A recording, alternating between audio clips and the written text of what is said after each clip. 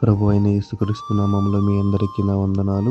ఈ దిన వాగ్దానము యెహెజ్కేలు గ్రంథము 36వ అధ్యాయము 11వ వచనం చదువుకుందాం. మునుపటి కంటే అధికమైన మేలు మీకు కలుగజేసేదను. దేవుడి కొద్ది వాక్యం దీవించును గాక. ఆమేన్. ఈ ఉదయకాలమందు దేవుడు తన పరిశుద్ధ గ్రంథంలోంచి మనతో మాట్లాడుచున్న మాట. ఈ మాటలు వినిచున్న మీలో ఎవరు ఏ పరిస్థితిని బట్టి నలుగుచున్నారు, ఏ ఇబ్బందులలో చిక్కబడి నలుగుచున్నారు, ఏ శ్రమలను బట్టి మీరు కృంగిపోచున్నారో అది మీకు ఆ దేవుడికి తెలుసు. నీవు అనుకునుచున్నావేమో, నేను దేవుడి యందు భయభక్తులు కలిగి జీవిస్తున్నాను కదా, దేవుడు నా ప్రార్థన ఆలకించట్లేదా? నా ప్రార్థన ఆలకిస్తుంటే నా జీవితంలో ఈ శ్రమలేంటి, నా కుటుంబంలో ఈ శోధనలేంటి అన్ని వణుకుని కృంగిపోచున్నావేమో. ఈ ఉదయకాలం ముందు దేవుడు నీతోనే చెప్పుచున్న మాట. మునుపటి కంటే అధికమైన మేలు మీకు కలుగజేసిదని చెప్పుచున్నాడు. పూర్వము నీ స్థితి చాలా బాగుండేది, అయితే ఈ దినము నీవు అనేక సమస్యలు, అనేక ఇబ్బందులు ఎదుర్కొనుచున్నావేమో.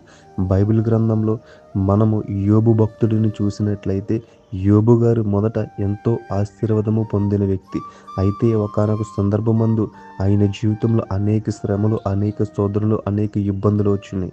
దీనిని బట్టి నువ్వు చూసుకుంటే యోబు గారు దేవుడి యందు ఎంతో భయభక్తులు కలిగి జీవించిన అప్పటికీ ఆయన జీవితంలో అనేక శ్రమలు, అనేక శోధనలు వచ్చినాయి. నీవు కూడా దేవుడి యందు భయభక్తులు కలిగి జీవిస్తున్నావు. నీ జీవితంలో కూడా శ్రమలు, ఇబ్బందులు, శోధనలు వస్తున్నాయంటే దేవుడు నిన్ను విడిచిపెట్టాడని కాదు. యోబు భక్తుడిని దేవుడు ఎలాగైతే పరీక్షించుకున్నాడో నీవు కూడా ఒక పరీక్ష కాలంలో ఉన్నావు. నీవు నిరీక్షణ కోల్పోకు, విశ్వాసం కోల్పోకు. యోబు గారు ఎలాగైతే దేవుడి యందు విశ్వాసం ఉంచి ఉన్నారో, యోబు గారు దేవుడి యందు ఎలాగైతే నిరీక్షణ ఉంచి ఉన్నారో, నీవు కూడా దేవుడి యందు నిరీక్ష ఉంచినట్లయితే దేవుడు యోబును తుదకు రెండింతలు ఆశీర్వదించున్నాడు. దేవుడు నిన్ను మునుపటి కంటే మేలుతో నింపగలడు. అయితే నువ్వు ఆ యోబు గారు విశ్వసించినట్లు నీవు కూడా విశ్వాసం కలిగి ఉండినట్లయితే దేవుడు నీ జీవితంలో కూడా ఆశ్చర్య కార్యము చేయటకు ఆయన శక్తి గలవాడు. ఈ ఉదయకాలం ముందు నీతోనే చెప్పుచున్న మాట.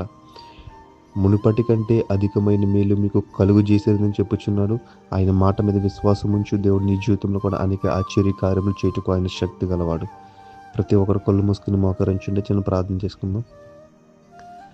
స్తుతి స్తుతి స్తుతి స్తుతి స్తుతి స్తుతి స్తుతి స్తుతి స్తోత్రం స్తోత్రం స్తోత్రం స్తోత్రం సర్వశక్తుడా, మహోన్నతుడా, మీ పరిశుద్ధ పాదములకు తండ్రి.